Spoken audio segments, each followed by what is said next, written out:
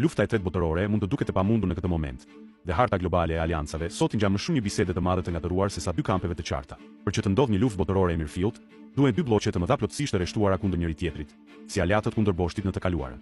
Por sot, realiteti gjeopolitik është shumë më i ndërlikuar. Le të shohim Azinë.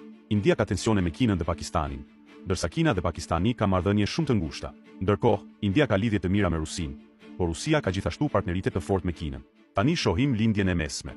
Shtetet e Bashkuara dhe Arabia Saudite janë aleatë. Arabia Saudite ka marrëdhënie të mira me Pakistanin, por Pakistani është kundër Izraelit, që është një nga aleatët më të afërt të SBA-s. Nga ana tjetër, Irani është në konflikt me SBA-n, Izraelin dhe Arabinë Saudite, por ka lidhje të forta me Rusinë dhe Kinën.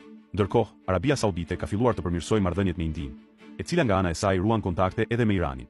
Në këtë situatë, shumë vende po krijojnë alianca të përkohshme bazuar në interesa ekonomike dhe përfitime të menjëhershme. Nuk ekziston më një ndarje e qartë në ekipi A dhe ekipi B, por një rrjet kompleks marrëdhëniesh që ndryshojnë vazhdimisht.